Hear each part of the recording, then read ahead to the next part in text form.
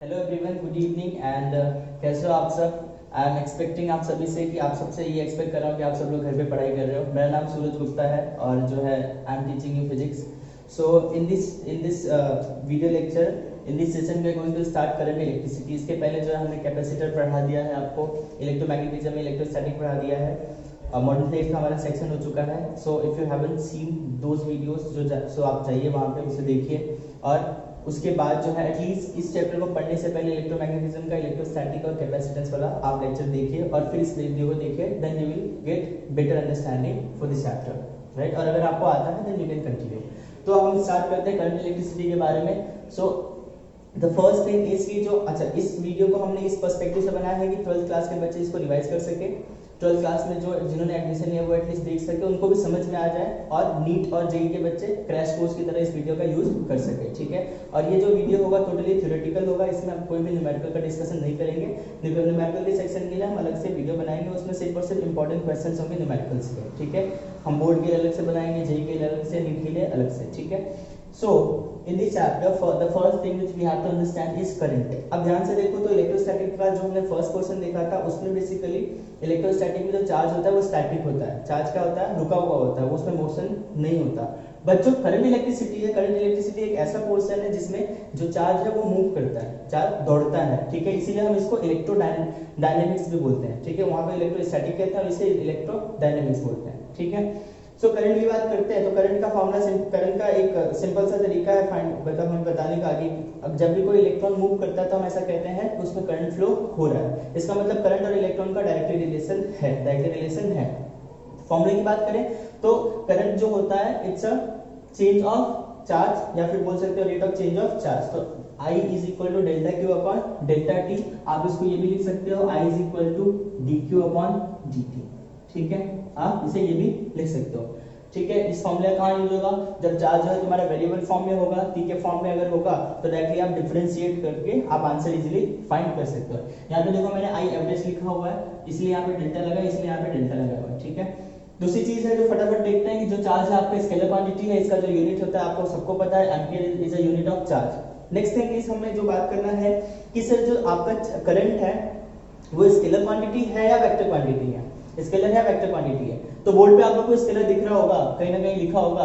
और हमें डायरेक्शन की बात करनी है। देखो एक जगह लिखा है स्केलर क्वांटिटी, दूसरी जगह बात हो रही है डायरेक्शन ऑफ करंट। सो आप लोग सोचोगे यार सर मैग्नीट्यूड तो हर एक फिजिकल क्वांटिटी का होता है और इसका डायरेक्शन भी होता है, उसे हम क्या कहते हैं? इसके वेक्टर क्वांटिटी कहते हैं। बट ऐसा नहीं है। ये डेफिनेशन 9th क्लास की है, ये डेफिनेशन 9th क्लास की, ये डेफिनेशन 11th क्लास की नहीं है। 11th क्लास की डेफिनेशन क्या है कि ऐसा फिजिकल क्वांटिटी जिसके पास डायरेक्शन भी हो, मैग्नीट्यूड भी हो और वेक्टर के सारे प्रॉपर्टीज को फॉलो भी करता हो। तो इसके पास मैग्नीट्यूड है, डायरेक्शन है, बट ये वेक्टर के प्रॉपर्टीज को फॉलो नहीं करता। जस्ट बिकॉज ऑफ दैट जो हमारा करंट है वो आपका ना तो स्केलर क्वांटिटी है ना वेक्टर क्वांटिटी है, टेंसर क्वांटिटी है। बट टेंसर क्वांटिटी हमारे सिलेबस में नहीं है, दैट्स व्हाई हम इसे क्या बोलते हैं? ये स्केलर क्वांटिटी है, ठीक है। सो आप सभी के लिए जितने व्यूअर्स देख रहे हो 11th और 12th के बच्चों के लिए जो हमारी करंट है वो कौन सी क्वांटिटी है? स्केलर क्वांटिटी है, ठीक है। फिर अगर मैं बात करूं करंट के चार्ज के बारे में काफी डिस्कस करा हुआ है इलेक्ट्रोस्टैटिक में। फिर बात करते हैं करंट डेंसिटी, एक टर्म है जिसके बारे में हमें क्या पढ़ना है कि करंट डेंसिटी की पहले तो हम नीड समझ लेते हैं कि करंट डेंसिटी की जरूरत क्यों पड़ी, ठीक है। तो करंट डेंसिटी, पहली चीज कि करंट डेंसिटी जो है वो आपकी स्केलर क्वांटिटी नहीं है, वो वेक्टर क्वांटिटी है। कैसी क्वांटिटी है? वो वेक्टर क्वांटिटी है। तो आप लोग बोलोगे सर करंट डेंसिटी का कुछ ना कुछ डायरेक्शन होगा, बिल्कुल होता है। डायरेक्शन ऑफ करंट डेंसिटी जो होता है वो करंट की डायरेक्शन में भी होता है, करंट की डायरेक्शन में ही होता है। जैसे अगर कोई वायर है, अगर इसमें करंट इस तरफ है, ठीक है, और अगर हम इतने सरफेस एरिया की बात कर रहे हैं तो जो J की वैल्यू होगी, इसका एरिया A है तो वो होगा I अपॉन A। क्या होगा? I अपॉन A, ठीक है। और इसमें करंट की डायरेक्शन जो है वही जो डायरेक्शन करंट की होती है वही सेम डायरेक्शन किसकी होती है? करंट डेंसिटी की होती है। अनदर थिंग सर फॉर्मूला क्या होता है? सर फॉर्मूला होता है J is equal to I upon E। क्या होता है? Current per unit area. इसको रिप्रेजेंट किससे करते हैं? किससे करते हैं? J से, कैपिटल J से। इसका जो यूनिट होगा क्या होगा? आप सबको पता है, एम्पियर पर मीटर स्क्वायर। क्या होता है? Ampere per metre square.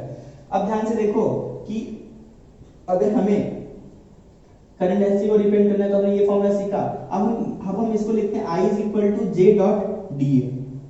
क्या लिखते हैं? I is equal to J dot DA।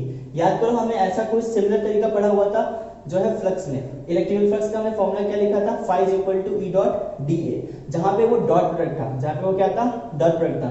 ये भी तुम्हारा क्या होता है, डॉट प्रोडक्ट होता है। तो अगर आप लोगों ने उस लेक्चर को बहुत ध्यान से देखा होगा और कुछ न्यूमेरिकल्स अगर अपने से ट्राई करे होंगे, तो उस लेक्चर में मैंने एक चीज बताया था कि जो डॉट प्रोडक्ट का cos थीटा आता है वो थीटा डिपेंड करता है तुम्हारे E और A के बीच के एंगल का। तो इसमें जो करंट होगा ये किस पे डिपेंड करेगा, और इसका जो एंगल होगा इसको फाइनली आप क्या लिखोगे, जे ए cos थीटा। अभी जो थीटा है, theta is nothing but it's angle between current density and area, it's angle between current density and area, ठीक है। तो एक बार हमें ये भी पता है कि जो एरिया की डायरेक्शन होती है क्या होती है, perpendicular to the surface, normal to the surface, ठीक है। तो अज्यूम करो कि अगर तुम्हारा जो है, चलो ये बनाया हुआ है ऑलरेडी डायग्राम, ये तुम्हारा इसमें करंट कितना जा रहा है, I, ठीक है। इतने से एरिया के लिए फाइंड करोगे तो I इक्वल टू क्या हो जाएगा, J dot J upon J is equal to क्या हो जाएगा, I अपॉन A, और I इज इक्वल टू क्या हो जाएगा, J A, J dot A। अब बोलोगे सर J और A के बीच का एंगल का आप पुट करोगे तो ये होना चाहिए J cos थीटा, बिल्कुल होना चाहिए। तो J A cos थीटा की वैल्यू कितनी है, ध्यान से देखो, अगर क्रॉस सेक्शन कुछ ऐसा है, करंट की डायरेक्शन इधर है, तो क्रॉस सेक्शन अगर कुछ ऐसा है तो उस पे जो एरिया के वेक्टर की डायरेक्शन होगी वो क्या होगी, नॉर्मल टू द सरफेस, और करंट की डायरेक्शन भी सेम है। सो इनके बीच एंगल कितना है, ये करंट ये एरिया वेक्टर, इनके बीच एंगल कितना है, 0 डिग्री। तो ये हो गया cos 0, तो आ गया J into A। So this is how we calculate, इस तरीके से हम क्या कैलकुलेट करते हैं, करंट डेंसिटी। दूसरा क्या तरीका है कि आप J को क्या लिख सकते हो, लिख सकते हो I upon dA cos theta, ठीक है। बुक में बहुत सारे आपको ये देखने को मिल जाएगा, ठीक है। So that's it for current density, ठीक है।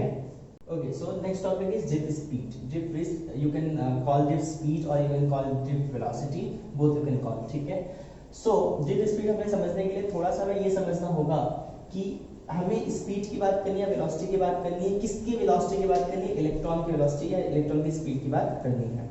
जब भी हम, हमारा जो इलेक्ट्रॉन है, फ्री इलेक्ट्रॉन से जब मूव करता है, फ्री इलेक्ट्रॉन जब मूव करता है, तो जो ड्रिफ्ट स्पीड जो हमारे पिक्चर में आया है, जो हमारा एग्जिस्टेंस में आया, वो तब आया है जब इलेक्ट्रिक फील्ड का प्रेजेंस हो। व्हाट आई एम सेइंग, जब इलेक्ट्रिक फील्ड का प्रेजेंस हो कंडक्टर में, तब जो है किसकी बात करनी है, ड्रिफ्ट स्पीड की बात करनी है, ठीक है।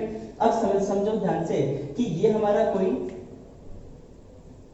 मेटल है, ठीक है। इस मेटल में या फिर इस कंडक्टर में जब आपका विदाउट इलेक्ट्रिक फील्ड, जब कोई इलेक्ट्रिक फील्ड था ही नहीं, तो ये हमारा इलेक्ट्रॉन का मोशन है। तो इलेक्ट्रॉन यहां से चलना स्टार्ट किया, इलेक्ट्रॉन तो फ्री है, वो इधर उधर उधर उधर उधर कहीं भी जा सकता है, वाइब्रेट कर सकता है, घूम सकता है, फिर सकता है मजे से, ठीक है। हमारे इधर लॉकडाउन में नहीं है वो, अब इधर ऐसे ऐसे गया और वापस अपनी पोजीशन पे आ गया, ठीक है। ऐसा होता जरूर है, ऐसा होता बिल्कुल है, ठीक है। अब जब ऐसा हो रहा है, ये कब है, विदाउट इलेक्ट्रिक फील्ड के केस में। जब इलेक्ट्रिक फील्ड का प्रेजेंस है तो होता क्या है, ये चलता तो यहाँ से है, बट ऐसे ऐसे घूम थोड़ा सा जो है उससे दूर आता है। पहले एग्जैक्ट पोजीशन पे आ गया, थोड़ा, तो देखो थोड़ा सा गैप आ गया, थोड़ा सा क्या आ गया बच्चों, गैप आ गया, थोड़ा सा क्या आ गया, गैप आ गया। अब ड्रिफ्ट वेलोसिटी को हम कैसे मतलब रिकॉग्नाइज करते हैं, कैसे आइडेंटिफाई करते हैं, कैसे डिफाइन करते हैं कि it is the average velocity by charge particles by an electric field, कि ये एवरेज वेलोसिटी होता है चार्ज पार्टिकल्स का। चार्ज पार्टिकल्स मतलब किसका, इलेक्ट्रॉन्स का, कब, in the presence of electric field, किसकी प्रेजेंस में, इलेक्ट्रिक फील्ड की प्रेजेंस में, ठीक है। फिर देखो एक और डेफिनेशन लिखी हुई है बोर्ड पे कि average speed with which electron drift in opposite direction of electron, ठीक है। अथवा सॉरी यहाँ पे इलेक्ट्रिक फील्ड आएगा, opposite direction of electric field. अब ये तो ऑब्वियस सी बात है कि अगर इलेक्ट्रिक फील्ड का प्रेजेंस है तो जो इलेक्ट्रॉन मूव करेगा वो अपोजिट डायरेक्शन में मूव करेगा, किसके, इलेक्ट्रिक फील्ड के। अब थोड़ा सा इसका डेरिवेशन डिराइव कर लेते हैं, ध्यान से देखो। तो अगर इसको इलेक्ट्रिक फील्ड के प्रेजेंस में रखा हुआ है तो उस इलेक्ट्रॉन में जो फोर्स लगेगा वो कितना लगेगा, कितना लगेगा फोर्स, बोलो बच्चों, वो लगेगा Q into E, कितना लगेगा Q into E। अब ये Q को अगर आपको इलेक्ट्रॉन लेना है तो इलेक्ट्रॉन ले सकते हो, I don't have any problem with that. F is equal to, अगर मास है, mass into acceleration is equal to E into A कर दिया, तो A इज इक्वल टू कितना आ गया आपका, E by m। ये क्या हो गया, एक्सेलरेशन ऑफ इलेक्ट्रॉन, E लिख दिया मैंने। उस इलेक्ट्रॉन की बात कर रहे हैं जिस इलेक्ट्रॉन की हमें ड्रिफ्ट स्पीड फाइंड करनी है। अब हमें एक फॉर्मूला पता है, मतलब आपने 11th अगर आपने पढ़ा हुआ है, ऑब्वियसली अगर आपने पढ़ा हुआ है तो v is equal to u plus 80 formula देखा होगा। तो यहाँ पे इनिशियल वेलोसिटी कितनी है इसकी, 0 है, तो v इज इक्वल टू क्या हो गया 80, और ये हो गया आपका v is equal to t को हम बोलते हैं टाइम, क्या बोलते हैं, t को टाउ, t को क्या बोलते हैं, टाउ। तो v इज इक्वल टू कितना आ गया, a की वैल्यू कितनी है, e by m into tau, ठीक है। और यही आपकी, इसको आप vd बोल दो, ये आपकी क्या होती है, ड्रिफ्ट वेलोसिटी। और तो remember vd is equal to e by m into tau, ठीक है। tau is a time, tau is a time, ठीक है। So that's it for drift velocity, ठीक है। Okay, so next topic is relation between current density and drift velocity. That means what we need to find, we need to find the relation between current density, that means J, and drift speed, that means V, which we recently have found, ठीक है। अभी हमने just अभी found करा है, ठीक है। अब J की वैल्यू हमारे पास पता है, J की वैल्यू क्या होती है, कितनी होती है बच्चों, I/A, और VD की वैल्यू कितनी होती है, देखो मैं यहाँ पे लिख दे रहा हूँ, कितनी होती है बोलो, ये होती है सर EE/m into टाउ। बोलो क्या ये बात हमें समझ में आती है? बिल्कुल आती है। अगर इतनी सी बात समझ में आती है तो ये just tell me one thing कि अगर हमारा एक आपका कोई कंडक्टर है, कोई क्या है, एक कंडक्टर है, और उसमें जो है इलेक्ट्रॉन फ्लो हो रहा है, इसमें बहुत सारे charge, there are so many charges, ठीक है, electrons electrons electron electrons electrons electron, और इसमें करंट जो है इस डायरेक्शन में फ्लो हो रहा है, कितना फ्लो हो रहा है, आई, ठीक है। अब ध्यान से समझना इस बात को, मैं ये कह रहा हूं कि I just wanted to find total number of charges present in this conductor, और you can say I wanted to find total number of electrons present in this conductor, ठीक है। तो अगर आपको total number of charge find करना है, that means you need to find Q, उसका formula क्या होता है बच्चों, N into E। कहां पे पढ़ा था हमने, इलेक्ट्रोस्टैटिक में, क्वांटाइजेशन ऑफ चार्ज में, ये बात समझ में आती है। दूसरी चीज देखो ध्यान से, Q is equal to NE, हमें ये पता चल गया, हमें टोटल चार्ज फाइंड करना है, चाहे आप टोटल चार्ज बोल दो, चाहे आप नेट चार्ज बोल दो, तो वो होगा NE इनटू किसी चीज का मुझे मल्टीप्लाई करना पड़ेगा, किसी चीज का मुझे क्या करना पड़ेगा, मल्टीप्लाई, क्या है वो चीज, वॉल्यूम, ठीक है। इस चीज को अगर आपको अभी तक नहीं आता तो इसको दिमाग में रख लो, जब भी हमें नेट चार्ज फाइंड करना होता है, पूरे फिजिक्स में कहीं पे भी नेट चार्ज फाइंड करना होता है, तो फॉर्मूला होता है Q is equal to NE, वो मिला N नंबर ऑफ चार्ज, और उसके टोटल वॉल्यूम का जब मल्टीप्लाई करोगे तो उस पूरे कंडक्टर में कितने चार्ज प्रेजेंट है आपको उसकी वैल्यू मिलेगी, तो ये आ गया NE into V, ठीक है। अब अज्यूम कर लो इस क्रॉस सेक्शन का एरिया A है और इसका लेंथ कितना है, L है, लेंथ कितना बच्चों, L है। ध्यान से देखो, तो NE इनटू ये हो गया A इनटू L। आपको पता है वॉल्यूम इज इक्वल टू क्या होता है, एरिया इनटू लेंथ, क्या होता है, area into length, so simple मैंने वो लिख दिया। अब ये क्या है आपका टोटल चार्ज, ये क्या है आपका टोटल चार्ज, क्या ये बात समझ में आती है, ठीक है। अब दूसरी चीज देखो, अगर मुझे करंट फाइंड करना है तो हमें पता है फॉर्मूला होता है सर dq अपॉन dt, तो ये हो जाएगा d/dt NEAL, ठीक है। ध्यान से देखो, तो N कांस्टेंट है, E कांस्टेंट है, क्रॉस सेक्शन कांस्टेंट है, बट इसका जो L है वो जो है करंट के अकॉर्डिंग चेंज हो रहा है, चार्ज के अकॉर्डिंग, तो वो आ गया dL/dt। dL/dt बेसिकली क्या है तुम्हारा, चेंज पर यूनिट लेंथ, ये क्या है तुम्हारा रेट है किसके चेंज होने का, लेंथ के, तो उसको हम वेलोसिटी बोलते हैं, तो NEA into VD। और तुम्हारी हमने अभी अभी वेलोसिटी की बात पढ़ी है, तो फॉर्मूला क्या आ गया, वो तुम्हारा ड्रिफ्ट वेलोसिटी VD है, तो फॉर्मूला क्या आ गया, NEA VD। बोलो क्या ये बात समझ में आती है। अब अगर ये आ गया, हमारा टॉपिक क्या था, relation between current density and drift speed, तो अगर आपका करंट आ गया तो आप यहां से क्या फाइंड कर सकते हो, करंट डेंसिटी। तो J की वैल्यू कितनी आ गई बच्चों, देखो ध्यान से, I/A, तो J की वैल्यू कितनी आ गई आपके पास, NEA VD, A ने A को मार दिया, तो J की वैल्यू कितनी आ गई, NE VD। बोलो क्या ये बात समझ में आती है, and that is the relation between J and VD, ठीक है। दूसरी चीज बहुत ध्यान से देखो कि J की वैल्यू में NE VD की क्या हमें फॉर्मूला यहाँ पे लिखा हुआ है, तो वैल्यू पुट कर दो, तो कितना आ गया, E into E/m into tau. तो जो J का फॉर्मूला आया वो कितना आया, NE square E/m into tau, ठीक है। इसमें ये पूरा यहां से लेकर के यहां तक, ठीक है, ये कांस्टेंट होता है, ध्यान से देखो, कांस्टेंट, n भी कांस्टेंट है, e भी कांस्टेंट, m भी कांस्टेंट और टाइम भी फिक्स है, तो यहाँ पे एक फॉर्मूला बनता है सिग्मा इनटू E, क्या बनता है, that is very important formula, J is equal to sigma into E, ठीक है। जो सिग्मा है तुम्हारा, what is this sigma, sigma को हम कहते हैं कंडक्टिविटी, क्या कहते हैं सिग्मा को, कंडक्टिविटी। कंडक्टिविटी बेसिकली क्या होता है, अगर कंडक्टिविटी ज्यादा है तो हम बोलेंगे दैट इज गुड कंडक्टर, अगर कंडक्टिविटी कम है तो हम बोलेंगे that is bad conductor. Bad conductor कौन होता है, इंसुलेटर, ठीक है।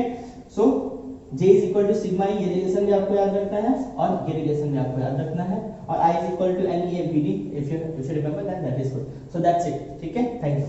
Okay, so student, now we are going to talk about resistance and Ohm's law, ठीक है। So let's just try to understand what is resistor, what is resistance, ठीक है, हमें ये पता होना चाहिए होता क्या है। अच्छा एक बात बताओ मुझे कि जनरली हम जब भी resist वर्ड का यूज अपने डेली लाइफ में करते हैं तो उसका मतलब क्या होता है, जैसे मैं ये कह रहा हूँ कि मुझे यहाँ से जो है कहीं जाने के लिए जो है कुछ रेजिस्ट कर रहा है, या फिर मैं ये बोलूँ कि मुझे जो है घर से मार्केट जाने के लिए मेरी मम्मी रजिस्ट कर रही है, तो रजिस्ट करने का मतलब डेली लाइफ में क्या निकल के आ रहा है, रोक रही है। क्या कर रही है, रोक रही है। अब बहुत सीधी सी चीज है, आप लोगों 9 से इस वर्ड को पढ़ते हैं, 8-9 से पढ़ते आ रहे हो। तो रेजिस्टेंस का मतलब क्या होता है कि आपको किसी चीज के लिए रेजिस्ट किया जाता है, आपके लिए कुछ रोका जाता है, आप उस काम को करने में प्रॉब्लम होती है। इलेक्ट्रिकल जो हम पढ़ रहे हैं करंट इलेक्ट्रिसिटी में, इसमें रेजिस्टर का मतलब क्या होता है कि इलेक्ट्रिक करंट को, ये एक ऐसी क्वांटिटी है, फिजिकल क्वांटिटी है जो इलेक्ट्रिक करंट को फ्लो होने में रेजिस्ट करती है। जो इलेक्ट्रिक करंट को फ्लो होने में क्या करती है, रेजिस्ट करती है, उसको क्या कहते हैं, रेजिस्टेंस कहते हैं। क्या कहते हैं, that is called resistance. Next चीज देखो, अब हमें ये पता होना चाहिए कि सर ये तो समझ में आ गया कि रेजिस्टर क्या होता है, इसका सिंबल क्या होता है, सर इसका सिंबल होता है आर। सर इसका यूनिट क्या होता है, सर इसका यूनिट होता है ओम। चाहे आप ओम ऐसे लिख लो, चाहे आप ओम ऐसे लिख लो, बोथ आर करेक्ट। सर इसका इन्वेंशन किसने किया था, सर इसका इन्वेंशन ओम्स लॉ ने करा था, ठीक है, ओम्स सॉरी ओम्स ने करा था, दैट इज व्हाई हम ओम्स लॉ पढ़ेंगे, ठीक है।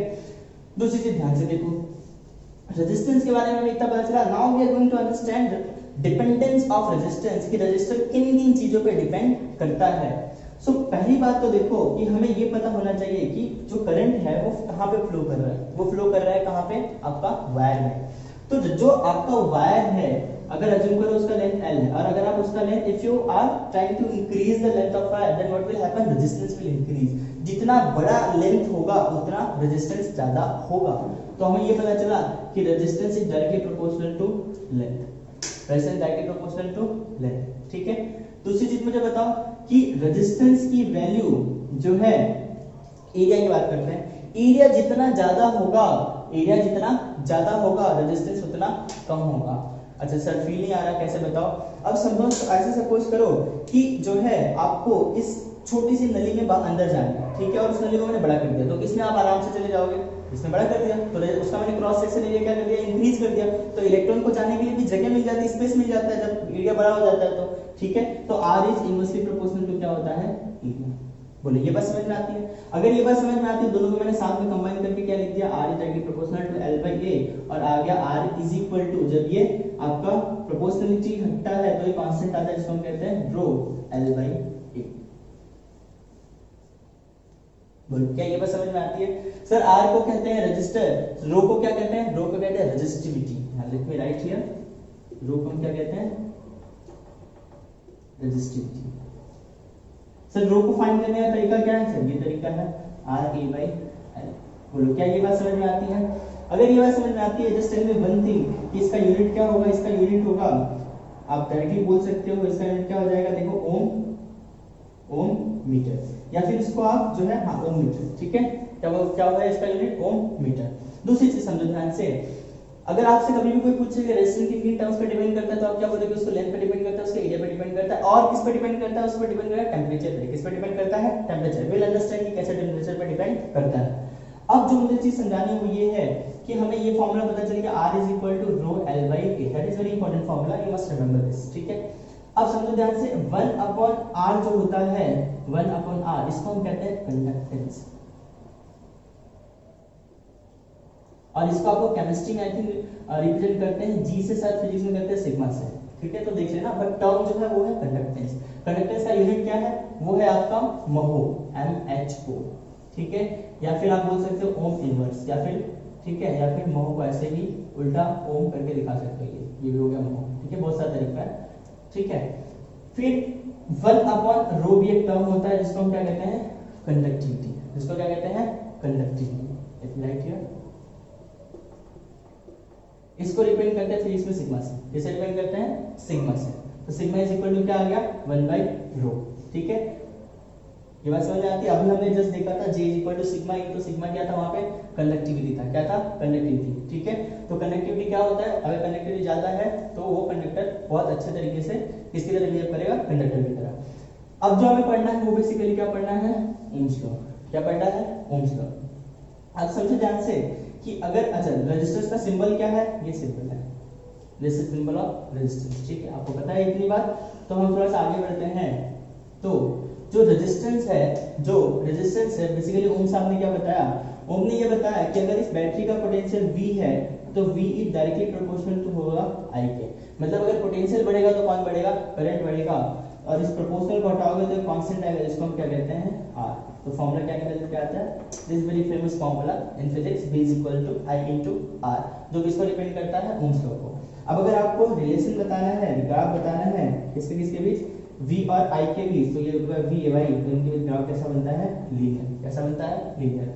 अब जितनी भी डिवाइसेस होती हैं, जितनी भी डिवाइसेस इलेक्ट्रॉनिक डिवाइसेस होती हैं जो ओम्स लॉ को फॉलो करेंगे, अगर हम बोलेंगे उनको ओमिक डिवाइस बोलते हैं। क्या कहते हैं उन्हें, ओमिक डिवाइस। ओमिक डिवाइस क्या होते हैं, ऐसे डिवाइसेस जो ओम्स लॉ को फॉलो करते हैं, तो उनको हम ओमिक डिवाइस बोलेंगे, और उनका जो V और I का कर्व बनेगा कुछ ऐसा बनेगा। अब किसका, ऐसे कौन से हमारे पास डिवाइसेस जो ओम्स लॉ को फॉलो नहीं करते, तो उसी को हम टर्म्स को कहते हैं लिमिटेशंस ऑफ ओम्स लॉ, कि ऐसे कुछ चीजें हैं जो ओम्स लॉ को फॉलो नहीं करते। ठीक है, तो हो गया आपका PN junction diode, transistor, LED, photo diode, सारे सेमीकंडक्टर डिवाइसेस वो ओम्स लॉ को फॉलो नहीं करते। क्यों, क्योंकि उनके V और I का बीच ग्राफ कुछ ऐसा बनता है, अगर आप लोग को याद हो तो। ठीक है, सेमीकंडक्टर वाला वीडियो देख लेना अगर आपको समझना है ये सारी चीजें क्यों ऐसा होता है तो।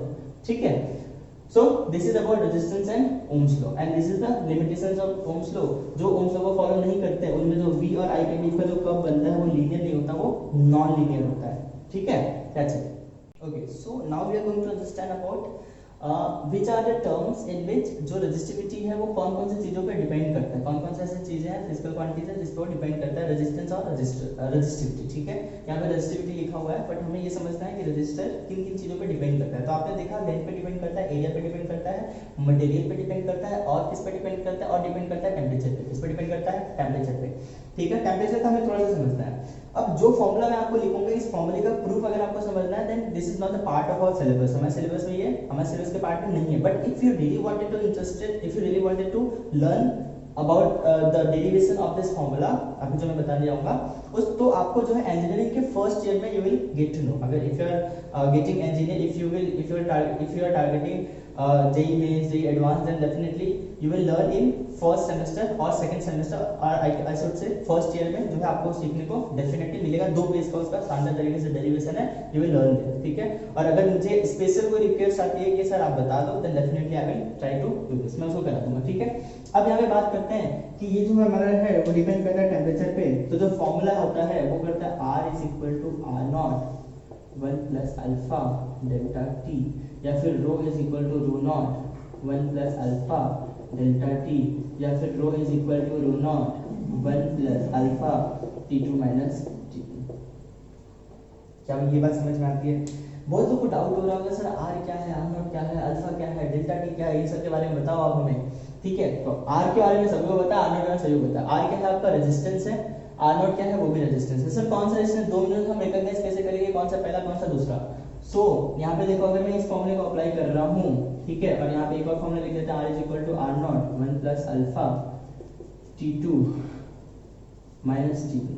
ठीक है, T2 माइनस T1। ठीक है, अब ध्यान से देखो, तो T1 टेम्परेचर पे जो आपका रेजिस्टेंस है वो है आपका R नॉट, और जो T2 टेम्परेचर पे है वो क्या है, R। आप इसको ऐसे भी लिख सकते हो R2 is equal to R1। ठीक है, ये आपका R2। ठीक है, ये आपका R1।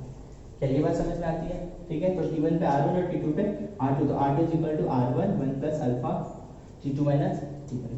अब बात ये आती है कि सर T2 माइनस T1 क्या है, टेम्परेचर डिफरेंस है। क्या है टेम्परेचर डिफरेंस? अल्फा क्या है, ये है आपका कोएफिशिएंट ऑफ रेजिस्टिविटी। क्या है, कोएफिशिएंट ऑफ रेजिस्टिविटी। ठीक है, इसको हम कहते हैं, इसकी value most of the case question में गिवन होती है। ठीक है, so this is that's it about dependence of resistivity. अच्छा, जो नेक्स्ट टॉपिक है that is combination of resistor. I am not going to derive the formula of resistor, series के लिए, पैरेलल के लिए, बट अगर आपको इसका एक्चुअल में अगर आपको डेरिवेशन नहीं आता है, देन आप एक काम करो, कैपेसिटर वाले लेक्चर पे जाओ, उसका जो है सीरीज और पैरेलल का आप लेक्चर देखो, मतलब बीच में आपको कहीं मिलेगा कॉम्बिनेशन ऑफ कैपेसिटर, तो वहां से आपको एक हिंट मिलेगा कि इसको कैसे सॉल्व करते हैं, एंड देन इसको सॉल्व करना आंसर आ जाएगा। तो हमें ये मैंने ऑलरेडी ये एक्सप्लेन करा हुआ है कि सीरीज में हम किसको बोलते हैं और किसको पैरेलल में कहते हैं। तो अगर 2 रेजिस्टर्स है, अज्यूम करो ये n रेजिस्टर्स है, 10 यहाँ इसका नाम R1 R2 R3 Rn। ठीक है, दूसरा let me draw another structure 2 3 Rn, this is R1, this is R2, this is R3, इसको भी कनेक्ट कर दिया। ठीक है, अब ध्यान से देखो, अब इसका जो आर इक्विवेलेंट निकलेगा वो किसके लिए इक्वल होगा, वो होगा आपका R1 plus R2 plus R3 plus dash plus R9, ठीक है। इसका आर इक्विवेलेंट क्या होगा, ये होगा 1 upon R equivalent is equal to 1 upon R1 plus 1 upon R2 plus 1 upon R3 plus dash plus 1 upon R9। बोलो क्या ये बात समझ में आती है? इसका प्रूफ आपको कैपेसिटेंस वाले से सीख के खुद से ट्राई करना है, ठीक है।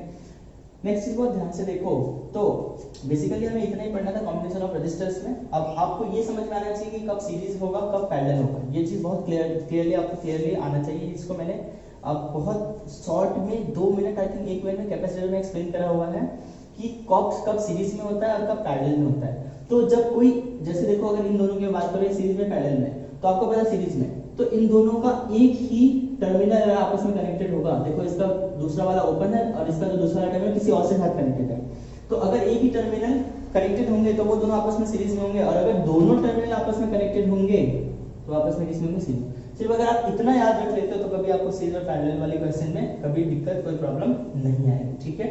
एक्सेप्ट कि अगर वो क्वेश्चन स्टार डेल्टा या फिर ऐसा कुछ आ जाता है जो कि आपका एक्चुअल में कॉलेज लेवल पे है, एडवांस के सिलेबस में है, जेईई एडवांस में, बट कॉलेज फर्स्ट ईयर में भी वो सिखाते हैं, बट जेईई मेंस और नीट के सिलेबस में वो नहीं है, ठीक है। बट स्टार डेल्टा भी अगर आपको मतलब प्रॉब्लम होती है definitely I will explain and I will make a video on star delta, ठीक है।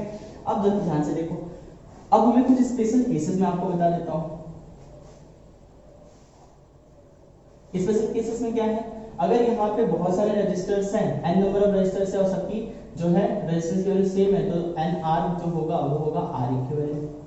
n क्या है, नंबर ऑफ रजिस्टर, और वैसे ही अगर पैरेलल में सब रजिस्टर सेम है तो क्या हो जाएगा, r by n is equal to 1 upon r equivalent, ठीक है, सॉरी r इक्विवेलेंट, राइट, ठीक है। क्या ये बात समझ में आती है? अब दूसरी बात देखो ध्यान से, स्पेशल केसेस की हम बात कर रहे हैं, nr हो गया, r by n हो गया। अगर सिर्फ दो ही रजिस्टर है और दोनों पैरेलल कनेक्टेड, तो आपको डायरेक्ट फॉर्मूला क्या याद रखें, r equivalent is equal to r1 r2 upon r1 plus r2।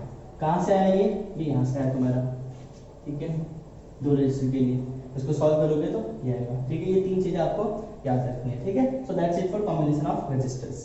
Okay, so now we are going to study about, we are going to talk about discussion on battery, ठीक है। This is very important. Battery की बात जो आपने chemistry में भी, electrochemistry का एक चैप्टर होगा, वहां पे हम बहुत अच्छे से सिखाते हैं बच्चों को, केमिस्ट्री वाले जो टीचर्स होते हैं, और बहुत शानदार तरीके से बताते हैं कि जो है बैटरी वर्क कैसे करता है, वो बनता कैसे है, और उसी का यूज करके इवन जो है बच्चे प्रैक्टिकली बनाते भी बैटरी को, ठीक है। बट यहाँ पे हमें उतना डीपली नहीं समझना है, हमें कुछ चीजें समझनी है जिसका फिजिक्स में काम आएगा। तो हमें ये समझना है what we need to understand the difference between EMF and potential.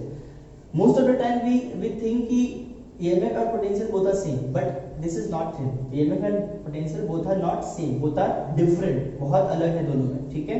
But हम जो है इससे पहले चैप्टर में कैपेसिटर में हर एक हमने दोनों को सेम लिया हुआ है, वो इसलिए लिया है because there is a reason behind it, उसी को हमें समझना है कि वो डिफरेंस क्या है और क्यों हम उसको कई बार नेग्लेक्ट कर देते हैं, ठीक है। अब बैटरी की अगर बात करें तो बैटरी के दो टर्मिनल होते हैं, पॉजिटिव एक नेगेटिव, यू कैन से एनोड कैथोड। एनोड को फिर इसमें पॉजिटिव टर्मिनल बोलते हैं और कैथोड को नेगेटिव टर्मिनल बोलते हैं। तो एक माइनस टर्मिनल जो छोटा वाला है जिसका लो वोल्टेज है वो माइनस टर्मिनल, और जो हाई वोल्टेज है वो प्लस टर्मिनल, ठीक है। दूसरी चीज हमने क्या समझनी है कि सोच के देखो कि अगर इलेक्ट्रॉन को यहाँ से यहाँ जाना है, या फिर मैं बोलूँ माइनस टर्मिनल से प्लस टर्मिनल की तरफ जाना है, कहाँ जाना है उसको, माइनस से प्लस की टर्मिनल की तरफ, ठीक है। तो वो कितना वर्क डन करेगा, कितना वर्क डन करेगा। अब ध्यान से देखो, इलेक्ट्रिक फील्ड डायरेक्शन इधर है, ठीक है, अगर इधर है तो वर्क डन कितना करेगा, Q इंटू ई, सॉरी फोर्स कितना लगेगा उस पर, Q इंटू ई, ठीक है। तो वर्क डन कितना करेगा वो, सोच के देखो, Q ई इंटू डी। सर डी क्या है, डी इनके दोनों बीच का डिस्टेंस है, ठीक है, इन दोनों बीच का डिस्टेंस, ठीक है। अब सर ई और इंटू डी क्या बोलते हैं उसको, ई इंटू डी को पोटेंशियल बोलते हैं, और ये आ गया W is equal to Q into D. Sir ये चीज तो आपने ऑलरेडी बताई हुई है, कहाँ बताई हुई है, हमने जो है इलेक्ट्रोस्टैटिक में पार्ट 2 में देखा हुआ है, Q इंटू V। ये बात समझ में आती है, पार्ट 1 या पार्ट 2 कहीं पे देखा हुआ है, W equal to Q into V, ठीक है। वर्क डन क्या है बेसिकली कि इस चार्ज को एक टर्मिनल से दूसरे टर्मिनल में जाने के लिए जो वर्क डन करना पड़ता है, जो एनर्जी की रिक्वायरमेंट होती है, that is known as work done, और उसका फॉर्मूला क्या होता है, Q इंटू V। बोलो क्या ये बात समझ में आती है?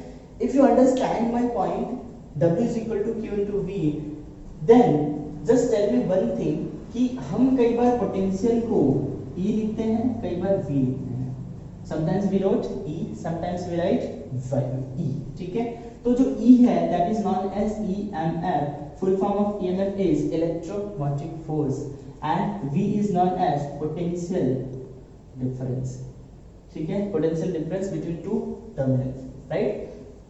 बहुत आसान शब्दों में, बहुत आसान वर्ड्स में अगर मैं आपको एक्सप्लेन करूं कि EMF और पोटेंशियल में क्या डिफरेंस है, तो देखो मार्केट में अगर आपने सेल की जो इतू से बैटरी आती है, वो जो बैटरी आती है वो कुछ ऐसा होता है, ठीक है, और यहाँ पे माइनस टर्मिनल, यहाँ प्लस। अगर कभी आप लोगों ने उसको पढ़ना चाहिए, ठीक है, कुछ भी चीज़ अगर मार्केट से लाना तो उसको एक बार देखो, उसके स्पेसिफिकेशंस क्या क्या लिखे हुए हैं, क्या क्या चीज़ें, उसकी एक्सपायरी डेट देखो, ठीक है, ये सारी चीज़ देखनी चाहिए, ठीक है। एटलीस्ट हमारे माइंड में रहता है, जब कभी कोई बोलता है तो हमारे माइंड में इमीडिएटली आता है कि हाँ आई हैव रीड इट, मैंने ये पढ़ा हुआ है, ठीक है। तो अगर ये माइनस है और ये क्या है, प्लस है, एक नेगेटिव है और ये क्या है, पॉजिटिव है। यहाँ पे लिखा हुआ होता है 5 वोल्ट बैटरी, कितना लिखा हुआ होता है, 5 वोल्ट बैटरी या 3 वोल्ट बैटरी, ठीक है, या 9 वोल्ट बैटरी, ठीक है, ऐसा लिखा हुआ होता है। अब अज्यूम कर लेते हैं हमारा जो बैटरी है कितने वोल्ट का है, 5 वोल्ट का है, ठीक है। तो let me ask a very simple question, screen pause करके आप लोग इसका आंसर देना कि 5 वोल्ट जो है वो EMF है या पोटेंशियल डिफरेंस है। सोचो फिर इसका आंसर देना। अब देखो ध्यान से, जो 5 वोल्ट है आपका, वो आपका EMF है, क्या है आपका, EMF है। तो सर पोटेंशियल क्या है, पोटेंशियल भी तो बता दो, पोटेंशियल क्या है। तो let's try to find potential, ठीक है। पोटेंशियल फाइंड करने के लिए आपको क्या करना पड़ेगा, आपके इसके नेगेटिव पोर्शन, नेगेटिव टर्मिनल और पॉजिटिव टर्मिनल के बीच में क्या फिट करना पड़ेगा, वोल्टमीटर। क्या फिट करोगे आप, वोल्टमीटर, और जो वैल्यू आएगी that value 110% must be less than 5 volt. वो वैल्यू आ सकती है 4.8 वोल्ट, 4.9 वोल्ट, बट वो 5 वोल्ट से कम आएगी, ठीक है, ठीक है। तो ये जो 4.8 वोल्ट है वो आपका क्या है, potential, that is known as potential. अच्छा सर 0.2 वोल्ट कहाँ गया, बात ये तो बहुत बड़ा क्वेश्चन है सर, 0.2 वोल्ट गया कहाँ। तो 0.2 वोल्ट उसके केमिकल रिएक्शंस में गया, 0.2 वोल्ट उसकी हीट में गया। जब आप बैटरी का यूज एक्सेस अमाउंट में करते हो, ज्यादा अमाउंट में करते हो, तो कई बार हीट करने लगता है, तो वो एनर्जी कहाँ जाता है, 0.2 वोल्ट, मतलब जो रिमेनिंग एनर्जी कहाँ जाता है, उसमें। और वो किसकी वजह से जाता है, वो जाता है ड्यू टू इंटरनल रेजिस्टेंस। किसकी वजह से जाता है बच्चों, इंटरनल रेजिस्टेंस की वजह से जाता है, जिसको हम किससे रिप्रेजेंट करते हैं, स्मॉल r से। रेजिस्टेंस है, इसका यूनिट भी ओम है, सब कुछ सेम है, सिर्फ इंटरनल रेजिस्टेंस इसलिए बोल रहे हैं क्योंकि वो उसका इंटरनल पार्ट की वजह से, केमिकल रिएक्शंस की वजह से जो रेजिस्टेंस है वो है, ठीक है। सर आपने ये तो बता दिया दोनों में डिफरेंस क्या है, आप ये भी बता दो कि can we have any formula which contain EMF and potential both. क्या ऐसा कोई फार्मूला है जो EMF और पोटेंशियल दोनों को साथ में कंटेन कर रहा है। So there is a formula, let's suppose कि देयर इज अ बैटरी, ठीक है। अगर इस बैटरी का पोटेंशियल V है और इस इंटरनल रेजिस्टेंस इसका हमने दिखाया है, ये आपका इंटरनल रेजिस्टेंस स्मॉल r है, तो आप क्या लिखोगे, E is equal to V plus IR। सोच के देखो क्या ये फॉर्मूला सही लिखा है, गलत लिखा है, देखो फिल करते हैं। E क्या है, अगर हम इस एग्जांपल को लेते हैं, E क्या है 5 वोल्ट, V क्या है 4.8 वोल्ट, और ये जो एनर्जी है ये क्या है 0.2। क्या 0.2 plus 5 plus 4.8 is equal to 5 हो गया, हाँ। इसका मतलब जो 0.2 वोल्ट है वो किसकी वजह से आ रहा है, इंटरनल रेजिस्टेंस की वजह से। तो क्या मैं V is equal to E minus IR लिख सकता हूँ, बिल्कुल लिख सकता हूँ। That is very important formula, that's a relation between potential and EMF। इसके इसका भी रिलेशन बता रहा है पोटेंशियल और EMF के बीच। और जो तुम्हारा, अगर आप इसको कंसीडर कर रहे हो तो आपको R की वैल्यू कंसीडर अगर आप कर रहे हो तो आपको ये फॉर्मूला लगाना है, आप डायरेक्टली जो है V नहीं लिख सकते, ठीक है। तो that's it for difference between EMF and potential, बहुत बड़ा डिफरेंस है, ठीक है। Okay, so student now we are going to discuss a numerical in which in this numerical you will get understanding about KCL and KVL, and that is the main reason why I am discussing this numerical in this theory lecture, ठीक है। So let's try to understand what is given in this question and what they are asking, and here I have already solved this question, so अपने को बहुत ज़्यादा time ना लगे, I just need to explain, ठीक है। अब ध्यान से देखो, यहाँ पे हमारे पास दो रजिस्टर है, this is first one, this is second, तीन रजिस्टर, दिस इज थर्ड। एक रजिस्टर की वैल्यू 1 ओम है, दूसरे की वैल्यू 1 ओम है और तीसरे की भी 8 ओम है, ठीक है। अब ये डायरेक्टली आपस में ऐसे कनेक्टेड है, और दो हमारे पास दो बैटरी है, एक 10 वोल्ट है और दूसरी 8 वोल्ट है। 10 वोल्ट के साथ 1 ओम कनेक्टेड है, 8 वोल्ट के साथ 1 ओम कनेक्टेड है, ठीक है। और ये 8 ओम ऐसे कनेक्टेड है। क्वेश्चन में ये पूछ रहा है, what question is asking, let's try to understand question क्या पूछ रहा है। क्वेश्चन ये पूछ रहा है कि हर एक रजिस्टर में कितना करंट फ्लो हो रहा है, आप ये फाइंड कर दो। तो how many resistor we have 3 resistor, this is first one, this is second one, this is third one. So one thing is very clear कि इसमें 3 करंट जो है फ्लो होंगे। कितने करंट फ्लो होंगे बच्चों? 3 करंट फ्लो होंगे। Let's try to identify that those 3 current, कि वो जो 3 करंट है उसको हम आइडेंटिफाई करते हैं, रिकॉग्नाइज करते हैं। तो वो 3 करंट की बात करूं मैं, तो ध्यान से देखो इसको करने का क्या तरीका है। कई बार बच्चों को कंफ्यूजन, सर यहाँ पे 10 वोल्ट बैटरी है, यहाँ 8 वोल्ट बैटरी है, तो कौन जो हमारा मेन करंट होगा वो कौन सा होगा। तो मेन करंट और ऐसे मेजर करंट माइनर करंट नाम की कोई चीज नहीं होती। आपको सिर्फ ये दिमाग में रखना है कि सॉल्व करने का तरीका ये है, जहां पे भी बैटरी है वहां से करंट डेफिनेटली फ्लो होगा, ठीक है। तो 10 वोल्ट की बैटरी से हमें पता है कि करंट जो है प्लस टू माइनस फ्लो होगा। तो यहाँ पे देखो मैंने एक एरो लगा दिया और वो करंट किससे निकल रहा है, 10 वोल्ट से, और उसकी वैल्यू मैंने कितनी लिख दी, I1 की। I1 was not given in the question, again I am repeating, I1 was not given in the question, these things we are assuming, ठीक है। तो ये इस सर्किट में, इसका मतलब इस पूरे सर्किट में कितना करंट है, I2, बिकॉज़ इस बैटरी के साथ ये रजिस्टर किससे कनेक्टेड है, सीरीज में करंट सेम होता है। फिर यहाँ पे बैटरी लगा है, तो यहाँ पे बैटरी का करंट डायरेक्शन ऑब्वियसली I2 होगा, तो मैंने I2 दे दिया, ठीक है। फिर हमने क्या किया, अब ये I1 और I2 यहाँ पे मैंने क्या लॉ अप्लाई करा, ध्यान से देखो। इस पॉइंट पे ये आपका जंक्शन है जहाँ पे ये तीनों पॉइंट मिल रहा है, first one, second one, third one. तो ध्यान से देखो, जब ये दोनों यहाँ पे जंक्शन पे आएंगे तो KCL को कंप्लीट करने के लिए यहाँ पे देखो KCL अप्लाई हो रहा है कि I1 और I2 जब मिलेंगे तभी यहाँ से करंट बाहर आएगा, तो ये करंट बाहर की तरफ जा रहा है, ठीक है। तो यहाँ पे 3 करंट मिले मुझे, I1, I2 और I। I कैसे आया, KCL से। I कैसे आया, KCL। यहाँ पे सिर्फ इतना ही रोल है KCL का कि करंट की डायरेक्शन में कैसे फाइंड करना है। तो I1 जो है इस जंक्शन की तरफ आ रहा है और I जो है इस जंक्शन से बाहर जा रहा है, ठीक है। तो हमें ये पता है KCL का फर्स्ट लॉ अप्लाई किया तो I इज इक्वल टू क्या हो जाएगा, I1 प्लस I2। ये कहां से आया आपका बच्चों, बोलो, KCL से आया, किरचॉफ करंट लॉ से। क्या ये बात समझ में आती है? हाँ, अगर ये बात समझ में आती है तो दूसरा देखो ध्यान से, अब हमें I1, I2 और I की वैल्यू फाइंड करनी है, ठीक है। अब दूसरा जो KVL अप्लाई करना है, that is known as Kirchhoff voltage law. उसमें आपको क्या पता होना चाहिए, उसमें ये पता होना चाहिए कि लूप कौन कौन से बन रहे हैं। तो देखो पहले तो ये रिकॉग्नाइज करते हैं कि लूप कितने बन रहे हैं। तो ध्यान से देखो यहाँ पे कितने लूप बन रहे हैं। यहाँ पे आपका दिस इज फर्स्ट लूप बन रहा है, दिस इज सेकंड लूप बन रहा है और दिस इज थर्ड लूप बन रहा है। ये 3 लूप बन रहे हैं, ठीक है। ध्यान से देखो कौन सा, P A B Q P first loop, A B Y X second loop, P A X Y B Q P third loop, ठीक है। अब कितने इक्वेशन हमें चाहिए इस पूरे इक्वेशन सॉल्व करने के लिए, 3। क्यों, क्योंकि अननोन कितने, 3, I1 एंड I2। तो I is equal to I1 plus I2 के फॉर्म में हमें पहला इक्वेशन तो मिल चुका है एंड दिस ये हमारा पहला इक्वेशन आ चुका है। तो अब हमें कितने इक्वेशन चाहिए, 2। कितने इक्वेशन चाहिए, 2। आपके पास लूप कितने हैं, अच्छा ये पहला इक्वेशन कहां से मिला था, KCL से। लूप कितने आपके पास, 3। तो 3 में से आप किसी 2 ही लूप को लोगे तो भी आपका काम हो जाएगा। तीनों लूप की लेने की जरूरत नहीं है। क्यों, क्योंकि 3 अननोन है, 3 इक्वेशन चाहिए, तो 2 लूप लोगे तो आपका काम बन जाएगा। तो देखो मैंने 2 ही लूप लिया है, this one is our first loop and this one is our second loop. First loop क्या लिया बच्चों, फर्स्ट लूप लिया है in loop A B Y X A, A B Y X A, ये वाला लूप, ठीक है। अब इसमें हमें ये पता है कि अगर मैं करंट की डायरेक्शन में जा रहा हूं तो उसको पॉजिटिव लेना है, और अगर बैटरी अगर पहले आ रहा है तो बैटरी का फर्स्ट टर्मिनल पॉजिटिव होगा तो पॉजिटिव लेना है, और फर्स्ट टर्मिनल नेगेटिव आ रहा है तो नेगेटिव लेना है, या फिर इसका वाइस वर्सा कर सकते हो। तो हम इसी पे हम जो है इंसिस्ट होते हैं, इसी पे जाते हैं। तो अगर मैं A से निकल रहा हूं तो ध्यान से देखो, सबसे पहला टर्मिनल क्या है मेरा, बैटरी का पॉजिटिव, देखो प्लस 10 वोल्ट, ठीक है। फिर उसके बाद मैं बैटरी के अपोजिट जा रहा हूं तो माइनस साइन आएगा, ठीक है। और माइनस में क्या आएगा, इस जो है सर्किट में कौन सा करंट फ्लो हो रहा है, I1। तो देखो I1 इनटू रेजिस्टेंस की वैल्यू कितनी है, 1। क्या ये बात समझ में आती है। फिर मैं B से इस तरफ आया तो ध्यान से देखो, जब मैं इस तरफ जा रहा हूं तो जो करंट की डायरेक्शन क्या है, I2 इसी तरफ है, और मैं उसी डायरेक्शन में जा रहा हूं। देखो मेरा लूप जो बना है वो क्लॉकवाइज बना हुआ है, ठीक है। तो ये क्या आएगा, उसी डायरेक्शन में जा रहा हूं तो I2, और रेजिस्टर की वैल्यू कितनी है, 1 है, ठीक है। अब पहले मेरा कौन सा टर्मिनल है बैटरी का, माइनस वाला, तो माइनस, और उसकी वैल्यू कितनी है, U, ठीक है। ये क्या, ये बात समझ में आती है। फिर हमें ये पता है कि I is equal to I1 plus I2 से यहाँ पर मैं I2 की वैल्यू फाइंड कर सकता हूँ, वो कितना आ जाएगा, I माइनस I1। बोलो क्या ये बात समझ में आती है, ठीक है। तो यहाँ पे मैंने I2 की वैल्यू उठा के यहाँ से पुट कर दी, तो देखो 10 minus I1 plus I minus I1 minus 8 is equal to 0, ठीक है। आगे बढ़ते हैं, तो बहुत ध्यान से देखो, इसका मल्टीप्लाई 10 माइनस I1, फिर क्या किया, I minus I1 minus 8 is equal to 0। तो 10 माइनस 8 कितना आ गया, 2। फिर minus I1 minus 2I1 plus I is equal to 0। तो ध्यान से देखो I की वैल्यू निकाल ली, I की वैल्यू 2I इधर लेके जाओ तो 2I1 माइनस 2, ये हो गया इक्वेशन नंबर 2, क्या ये बात समझ में आती है? ये इक्वेशन हमारा रेडी हो चुका है। अब हमें दो इक्वेशन मिल गए, this is first equation, this is second equation, एक और इक्वेशन चाहिए। तो या तो आप ये वाला लूप ले सकते हो या तो आप ये वाला लूप ले सकते हो। कौन सा हमें इजी पड़ेगा?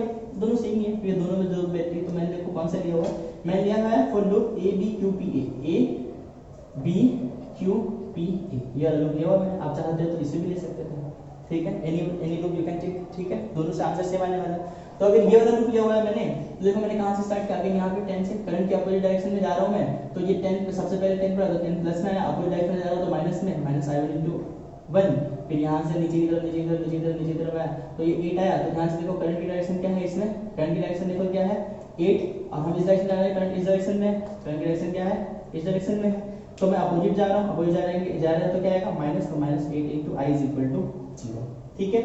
अब इसको सॉल्व करो, 10 minus i1 minus 8i is equal to 0, तो i1 के लिए निकालो कितना आ गया 10 minus 8i, ये हमारा इक्वेशन नंबर 4 हो गया, ये इक्वेशन नंबर 3 था, ठीक है। अब इतनी बात अगर आपको समझ में आती है तो इक्वेशन नंबर 4 और इक्वेशन नंबर 2 से क्या आप i1 की वैल्यू फाइंड कर सकते हो, सॉरी क्या आप i की वैल्यू फाइंड कर सकते हो, बिल्कुल कर सकते हैं। तो i1 की वैल्यू है आपकी 10 minus 8i, तो यहाँ पे देखो मैंने 10 minus 8i i1 की जगह पुट कर दिया, तो सॉल्व करा तो i की वैल्यू कितनी आई 18/17 निकली है, ठीक है। कैलकुलेशन लिखा हुआ है, आपको समझ में भी आ रहा है। i की वैल्यू आ गई हमारे पास, क्या i की वैल्यू आ गई तो क्या मेरे पास i1 की वैल्यू क्या आ जाएगी, बिल्कुल आ जाएगी। i1 की वैल्यू फाइंड करिए, इसमें वैल्यू पुट कर दी, तो i1 इज इक्वल टू क्या है 10 minus 8, i की वैल्यू 18/17, तो जब कैलकुलेशन मैंने सॉल्व किया तो कितना i1 की वैल्यू 1.54 एम्पीयर, ठीक है। फिर जब i1 आ गया तो क्या इसी इक्वेशन में वैल्यू पुट कर दूंगा तो i2 आ जाएगा, तो i2 की वैल्यू कितनी आ गई, i2 is equal to i minus i1, तो i2 आया माइनस में 0.46 एम्पीयर, ठीक है।